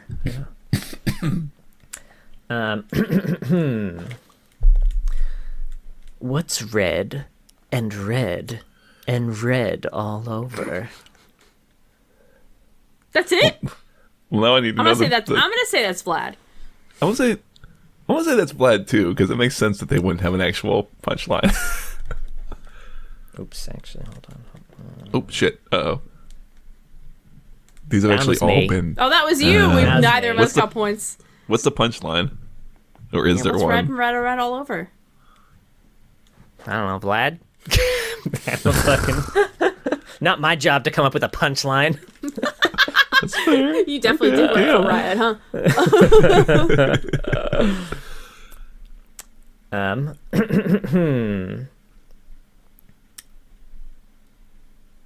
No, that was actually it. I was so ready. So Mark wins that one with 9. Holy shit! Nice, Mark. 9 out of 12 correct. I think there was 12, right? I don't know. Let's see. 3, Say any number. 9, 10. There was 11, actually. Okay. 9 out of 11. Pretty good. Damn, nice. And Rebecca got 5 out of 11. Okay, well, you know what? You know what? We all had a fun time. We learned Yeah, I something had a really about fun Vlad. time. No, that was great, honey. Thank you. You're welcome.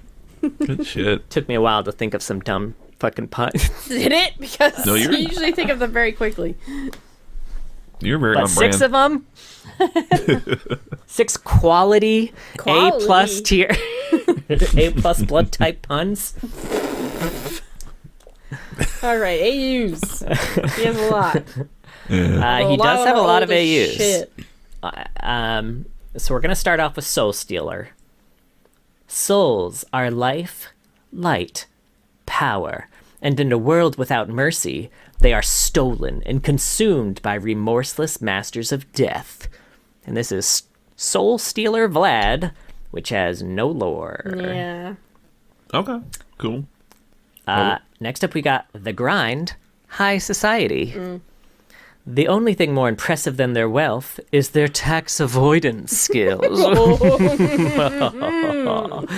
And this is Marquis Vladimir. At the last ball he attended, Vladimir stole everyone's heart. Strangely enough, no one has heard or seen of those attendees since. I get it. Yeah. Next up, we got Bloodstone, which I'm so sorry to tell you has a new blurb. No, that was so. You know what? Good. Can't we ever have anything nice? Right? Can we have this one thing that's nice around here? Riot, come on, man. Fuck me. Come on. I'll try and do the other one from memory before I go into the new one. Okay. God bless you. Bloodstone features Bloodstone champions who are powered by the Bloodstone. That's great. And first up is Bloodstone Lord Vladimir. Sure. But the Anyway. actual blurb is, the fabled Bloodstone grants impressive abilities at an equally chilling price. Many bodies lie in its wake, with doubtless more to come, because there's no shortage of power within the darkness, only the will to seize it. And this is Blood Lord Vladimir. Former leader of a Bloodstone cult, Vladimir took part in a ritual that sacrificed his humanity, along with the blood of several victims, to transform the once foppish noble into a terror of the night. To satiate his sanguine cravings, he stalks the urban labyrinth in search of hapless prey. Sanguine cravings. That was a tough. That's a tough series cravings. of sanguine cravings. Listener, say it with us. Sanguine cravings. Fun fact about this one: this is the second non-comical legendary skin. The first one was Demon Blade Tryndamere. Yeah. God, this is such an old one. It is. I know. old. Look at that splash. Look at that crotch metal. Look at that crotch metal. Can't look away. I was looking at that pillar. I feel like it don't work. We right. were too. is pretty It's at the crotch metal. Oh wait, what? That's the pillar. Oh yeah. Also, his dance in this references contact juggling. He's contact juggling some blood. Oh, like the yeah. Yeah. That's so funny. Then we've got Academy. Attention, students and faculty. It has come to our attention that all students are currently facing disciplinary actions and all professors are on suggested psychiatric leave. Class will be cancelled until further notice, perhaps a time when the aforementioned suspended students have re-examined their abysmal behavior. Oh, abysmal. Academy Vladimir. Notice from the Dean. Vladimir is henceforth suspended from Academy grounds for behavior including, but not limited to, extreme snobbery, hiring other students to finish his exams, and attending his classes, and putting an unnecessary strain on our janitorial department after that incident. Oh, no. Now, there is a cinematic associated with this called LOL School. It is entirely in Russian. I have zero idea what's happening and no idea what I just watched. So, if you know Russian, watch it for me and tell me what it is, please. Okay, interesting. Huh. Next up, we have Dark Waters. Neath waxing moon and rising tides, dark magic stir and secrets hide, where sultan blood and fell winds blow, as above the waves, so too below. Oh. Yeah. I like it. Yeah, this is Darkwater's Vladimir. In his younger days, Vladimir practiced at a school of medicine known for magically manipulating the humors of a patient's body. Turns out in Bilgewater, there's much more coin to be made killing than saving, and now he's found himself in a much more lucrative, if not messier, line of work. I do like them referencing like Humors the and humors. Olden Day. Yeah. Good touch, good touch. It used to be believed, to people who don't know, that there were 4 humors that make up like everyone's body. And what would you do Name if them. one was out of balance? You had to figure it out. Well, the humors were blood, black bile, yellow bile. What was the fourth one? Is it like mucus or something? It might be. But that was one of the things where like, oh no, your black bile count is too high, so they would do like bloodletting to balance your Yeah. humors. Yeah, like that's where the bloodletting came from. Oh, phlegm. Yeah. It was Phlegm. phlegm. Phlegm. Yeah, I'll I was take like, it. is it You were spit? right there. Yeah, that's credit. Black bile, We'll get yellow that. bile, blood, and phlegm. You've got too much Good stuff. blood. We need to pump some phlegm in your Take it body. out. This reminds me of Drunk History, because one of the oldest ones, the first one I ever thought, the first one I ever saw, I don't even remember what it was for, but he was like, hey, you have some leeches. Put some leeches on it. That line has just stuck with me so much. Because that's what they did. Anywho. Back when science was science, am I right? Yeah. Sometimes your sickness was because there was a bad smell nearby. Or because you were a woman and your uterus was Yeah. moving around your body. Do you know how they told you to get it back? Is they would have a woman sit on a jug of wine, and that her uterus would be drawn to the wine and go back to where it was supposed Was that like a Roman thing? Was that when they were doing that shit? I can't Maybe. remember. But that's great. Here, sit on this jug of wine. Can I drink it too while I'm sitting on Right. it, or would that make it mess it up? Right, No, you it'll set a go giant up. It'll straw. go up. Yeah. Straw, yeah, the uterus though will float back up. Anyway, Next up, we got Nightbringer versus Dawnbringer. God, I haven't seen a lot of these newer-ish ones. I feel know, like. right? Chaos and darkness reign through deities of night, bringing change to a static world locked in conflict with the forces of dawn. Order and light reign through deities of dawn, bringing structure to a nascent world locked in conflict with the forces of night. This is Nightbringer Vladimir, It's very close to the Bloodstone right? description. The chaotic king of the night, Vladimir exists as the personification of uncertainty and revelry. He thrives in the unknown shadows, feeding on the life essence and darkness found in mortal hearts. And then we have Event Horizon, Cosmic. Vast stardust creates control. Nope. Here, let me try that again. You got this, hun. Vast stardust creatures control the ebb and flow of creation, painting the cosmos with sublime light as their celestial court drifts along the fabric of time and space. The Barbie movie, if anybody hasn't seen it. This is Cosmic Devourer Vladimir. Pompous, arrogant, and isolated from his cosmic brethren, Vladimir drinks the essence from dead worlds to infuse dying ones with life. Yet as of late, his hunger has begun to grow. They really haven't changed Vladimir in a lot of these, huh? Right? Pompous, something sucking. It's like a He's massive. pompous. He sucks. That's Vlad. Fun fact about this one. While not being directly corrupted by the Dark Star, Cosmic Devourer Vladimir's actions have resulted in him becoming similar to a Dark Cosmic. Also, he's inspired by the Eridanus constellation, which, if you're not sure what that is, it's basically just a river. It's just like a line of stars in the sky that make a river. Okay. Oh, It's the laziest of the constellations for sure. It's like a line. It's like, what about that one there? It's a river. Not that line. Yeah. That's a different line. That line's a king. That line's a river. They didn't have TV back then, John.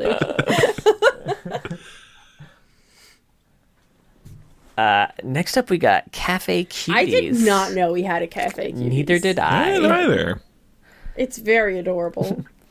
Good food is magic, literally. In a world of elegant tea times and enchanted pastries, mages make magical macarons, craft charmed croissants, and serve up sorcerous scones to scores of customers eager to get a taste. This is Cafe Cuties Vladimir. Vladimir spent years searching for the elixir of life, only to discover that it is, in fact, tea. Since then, he has steeped himself in the art of the perfect cup, though he pretends to frequent the cafe solely to advance his tasseomancy.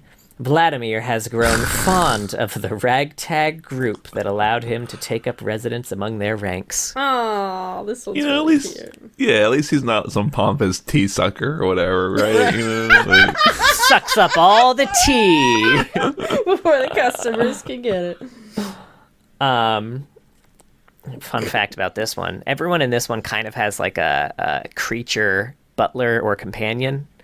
Vladimir's is named Macharlie. Oh, it's so cute. It's matcha with the but Charlie. It's Very cute. It's a little matcha teacup.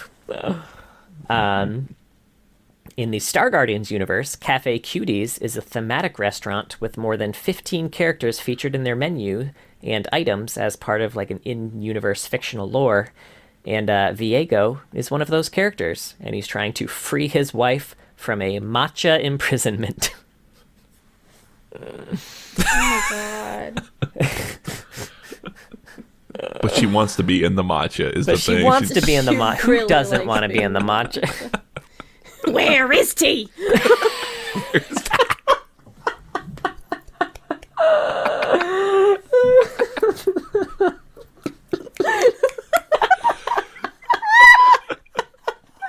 That was really fucking clever, can I say?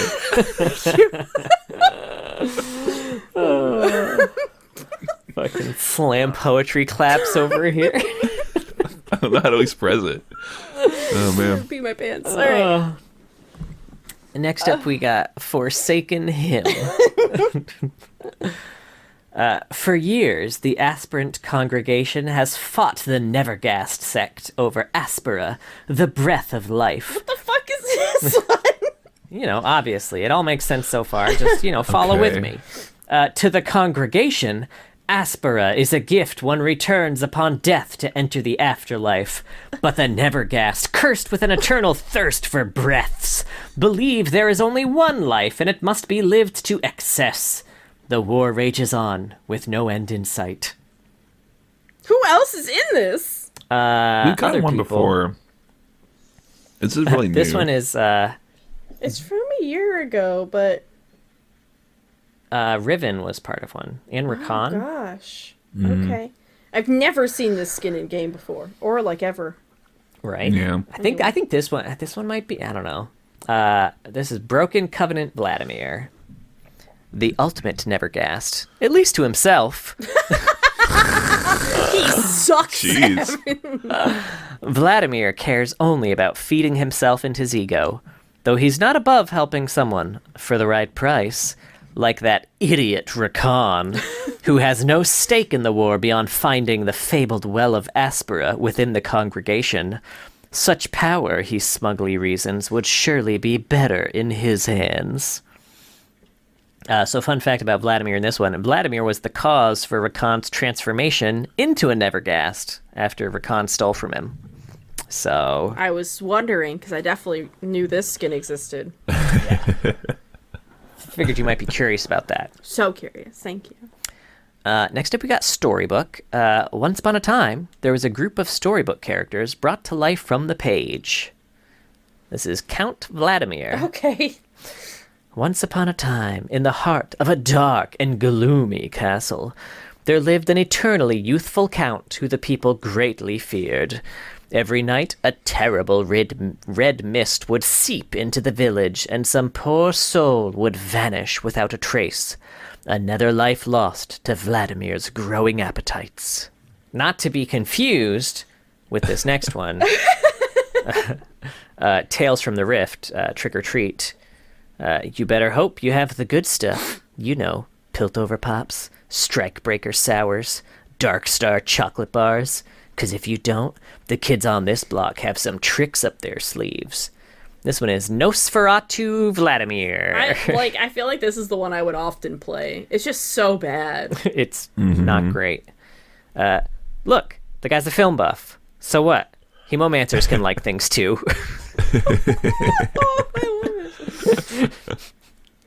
You know what? I was going to say they didn't call him Pompous in this one, but they called him a film buff. So basically they called him Pompous.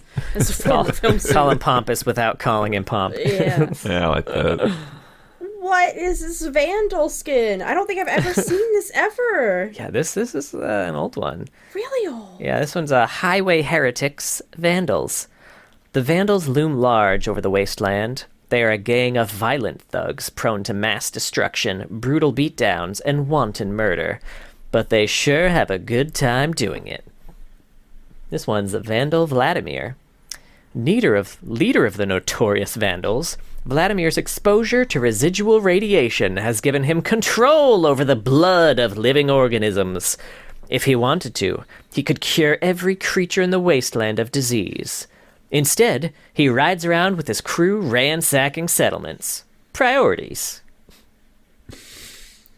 I have like a lot of the old skins because I had like the unlocked account for a bit, and I don't remember seeing this one, but Yeah, I don't either. That's Vlad. That's Vlad. Y'all want some fun facts about Vlad? I do very much. Yeah. Vladimir is voiced by Kevin M. Connolly. Nice. Bloodlord Vladimir is voiced by Gavin Hammond, who also voices Varys and pre-work Pantheon. Vladimir in Legends of Runeterra is voiced by Jason, I don't know how to pronounce this exactly, Spizak or Spizak. You may know him as Boxtopus from Legends of Runeterra, or Mage Seeker Conservator from Legends of Runeterra, or Professor Von Yip from Legends of Runeterra, or the Old Timer, or you might recognize him as Silco or Pym from Arcane. A lot of voices there. Yeah. They got their Nice. money's worth with him, man. I just found out when I found that fact that the guy who voices Silco also voiced Pym. That didn't is know that. fucking hilarious to me. Yeah. That's range, dude. Right? Yeah, right. And for you folks at home, if you don't remember Pym specifically, he was the guy in the brothel who Vi pushed Caitlyn on. He's got one of those like, "Hi, my name's Pym" type voices.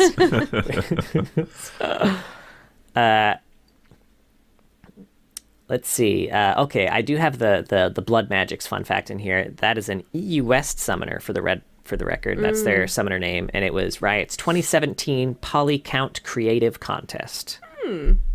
So, That's cool. That's what that was. We talked about it already. Vladimir doesn't actually drink the blood of his victims. He just absorbs the life force. Do you think he's like tried it once?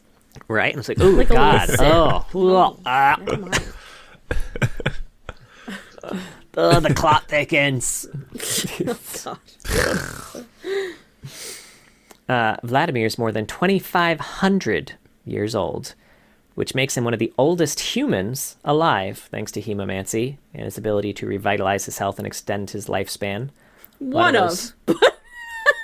Just one of. Runeterra. Yeah, Vladimir was the second champion released in Season 1. The first being Xin Zhao. And finally... Oh, wait, no, not finally. He was also the only champion labeled as Mage Tank for his Legacy Champion classes. Which is surprising. I feel like there's a few who I don't know. But, I don't know. What do I know?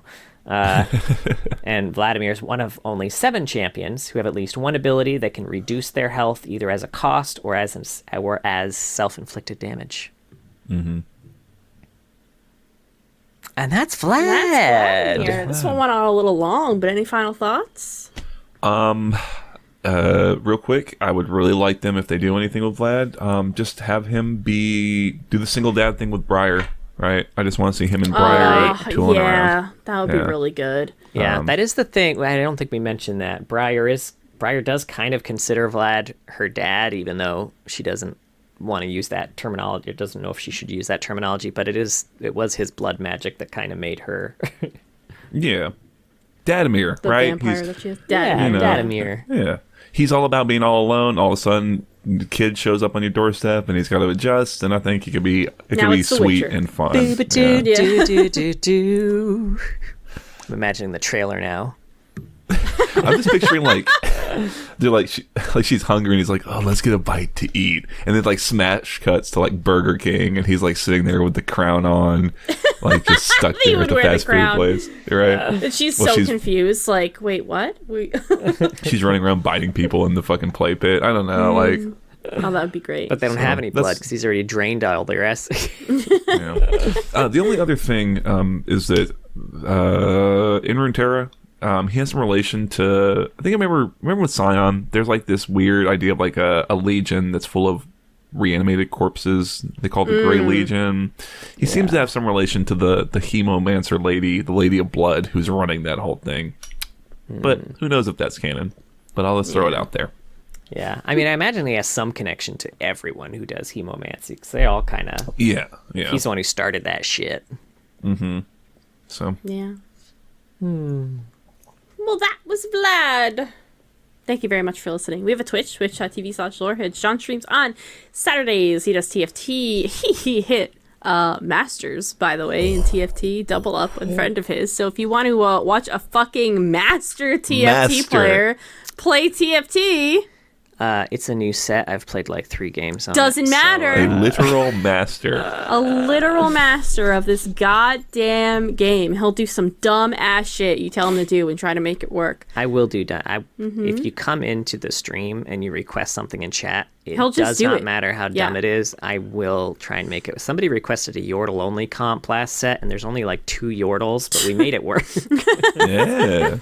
Also, you need some advice, want to get better at TFT, John can help you out for sure. And after TFT, he'll do ARAMs with viewers as well. I stream on Mondays.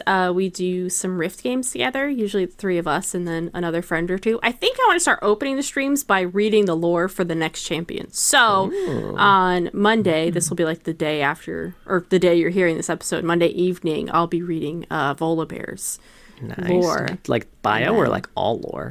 I'll see what's there, and at least the bio, right? Okay. Yeah. And I don't know if I would do all of it or not. dig it. We'll kind of see. Yeah. I'm Because normally people aren't no one's ready by the time I start streaming. So I have to play some Rift games by myself, which don't usually go well. But yeah. I'm also planning on doing some indie streams. Oh, throughout the yeah, week. randomly I just during picked the up week. a few games that I wanted to play more of, so I'll be playing some probably Balatro and Backpack Hero for the next few weeks. So yeah. If you ever miss those and the VODs aren't up anymore, we usually put a lot of stuff up on YouTube if you want to go to our YouTube channel. And then there's also clips of this and whatnot, and some fun parody songs that John has done. We have a Discord. You want to find some people to chat about the lore with, or play League, or post some weird memes, please join the Discord. And we have a Patreon. As we said, we had the reaction to the Ionia versus Noxus. Everything is $5 a month for all patrons, all bonus content. We'll at least have something up once a month. We try to do 1 or 2 things, but at least one thing. I have not been able to shut down the $10 tier yet since people are subscribed to it. Okay, please don't but- subscribe to the $10 tier. Yeah, It's nothing now. Yeah, just Just you do don't 5. need to do that. Just do the 5, please. I'll also just now very soon be editing all of our reaction, or not of our impressions video, which I accidentally got insanely high for. So we did impressions of all the champions that we missed, so A through F, up and through Fiddlesticks, I believe. Yeah. It was a lot of Aatrox to fun. Fiddlesticks. Yeah, Aatrox to Fiddlesticks, basically. We just one after anher banged out the impressions. They were That's all how you really build good, them. I'm sure. Very good. Yeah. Thank you so much to all can't of our even tell. patrons. But a very special thank you to our Medarda tier patrons, King of Hearts, Mr. Dead, and John Has a Dig Bick. if you were all Vladimir type Pumamancers who lived forever but couldn't remember anything, I would make sure that I wrote you the best biography ever or painted the best picture of you ever so that you could remember your greatness forever. Beautiful. He'd use real orphan tears, too. I would use real orphan tears.